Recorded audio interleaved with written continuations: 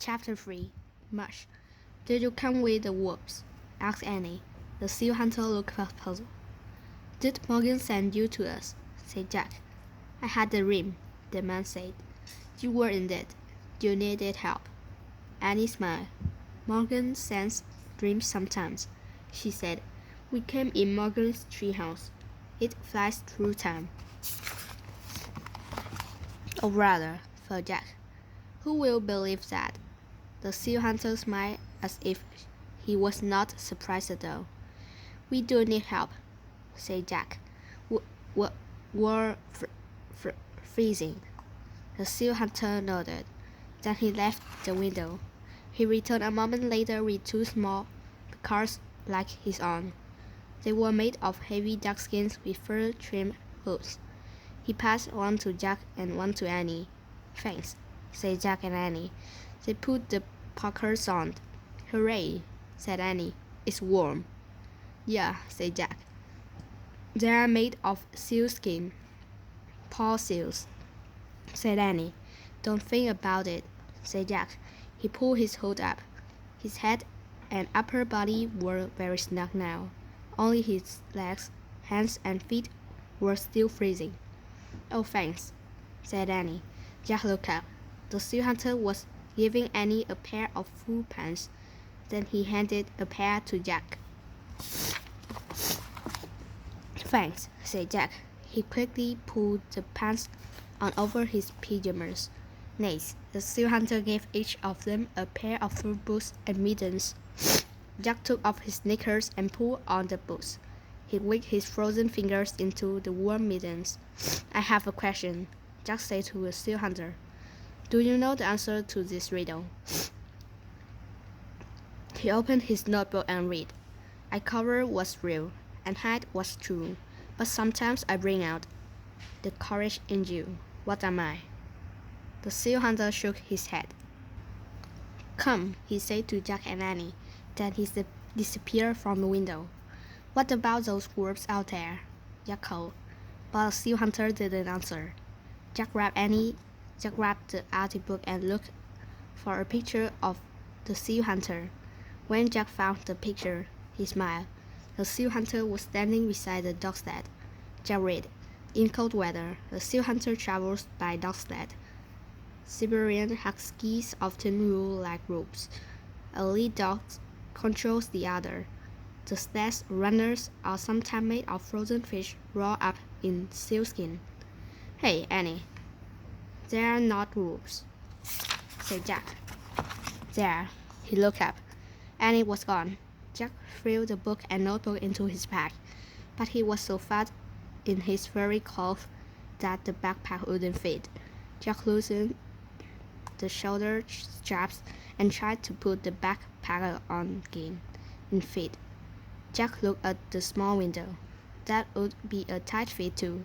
He went out head first and barely squeezed through. Jack fell onto the snowy ground. The snow was still drifting down. The air was misty white. Jack heard barking and howling. He moved carefully toward the noise. At first, he couldn't see the dog sled, but when he got closer, he counted 9 Siberian huskies. They had thick fur, big heads, and pointy ears. The lead dog barked at him. Jack stopped. He's telling you to climb on, said Annie. She was standing on the back of the sled. The seal hunter stood near her in the snow. Jack jumped onto the sled next to Annie. The seal hunter cracked along with. March! He shouted. The husky dashed off in a white of snow. Above them flew the snowy owl. Chapter 4 Snow Horse. The dog sled skimmed silently over the frozen tundra. The seal hunter ran alongside it. Sometimes he cracked his whip against the ice. The snow drifts looked like giant white sculptures as the sun slipped behind the frozen hills. Then a full orange moon rose in the sky. The moonlight lit a small, rounded igloo in front of them. The dog slowed, then stopped. Jack stepped off the sled. Annie went to help unhitch the dogs. Jack took his book out and read about eagles.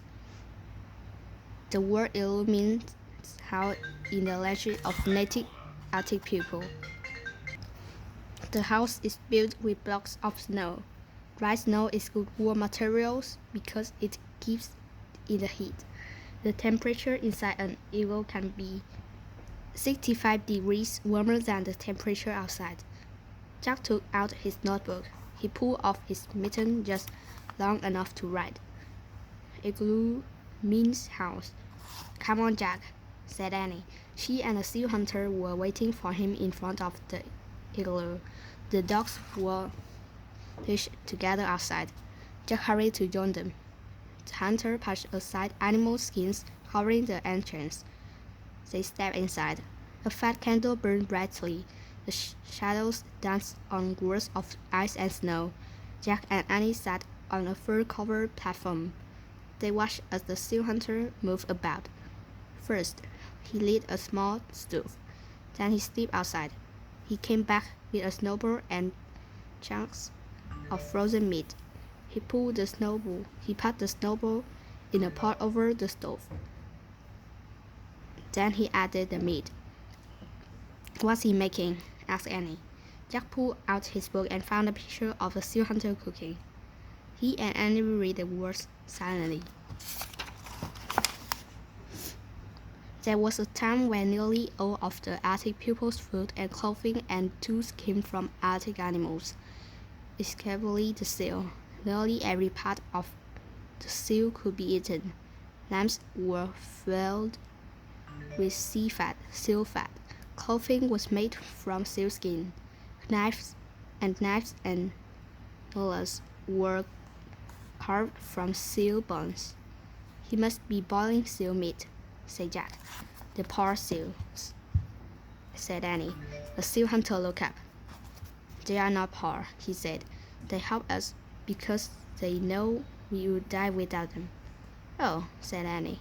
In return, we always find the animals' spirits, said the seal hunter. How do you do that? Said Jack. We have many special ceremonies, said the seal hunter. He reached under the fur-covered platform and took out 2 wooden marks. Soon, there will be a ceremony to honor the spirit of the polar bear, he said. I carved these marks for the ceremony. Polar bears? Said Annie. Yes, said the seal hunter. Just as the seal has given us many gifts, so has the polar bear. Like what?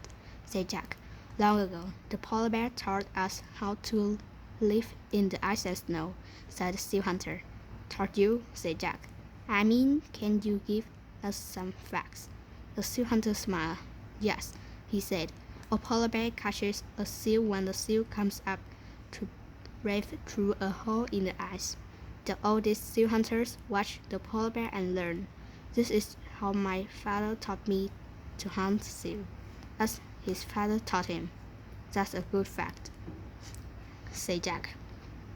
The very first of my people learned to make igloos from polar bears, said the hunter. Polar bears built snow houses by digging caves in the drift. Another good fact, said Jack. Sometimes the polar bear can even teach people to fly, said the seal hunter. That's an amazing fact, said Annie.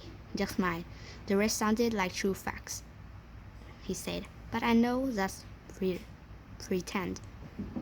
The hunter just laughed. Then he turned back to his cooking. That's why he wasn't surprised to hear about the treehouse, Jack thought. If he believes polar bears can fly, he probably would believe anything. The seal hunter lifted the chunks of boiled seal out of his pot. He dropped them into a wooden bucket and gave it to Annie. Let's feed the dogs, he said. Oh boy, said Annie. She followed the hunter outside, swinging the bucket. Jack quickly threw his notebook and the Arctic book into his pack. He started to float them. Then his gaze fell on the 2 bear marks. He picked them up to get a better look. Each was covered in the shape of a polar bear's face with a blunt nose and roundish ears. They wore two holes for eyes and a strap to hold it on your head. Suddenly, holes split the air. The dogs were barking and growling. Annie squealed. Are the dogs attacking her? Jack wondered. Annie, still holding the bear mask, Jack charged out of the igloo.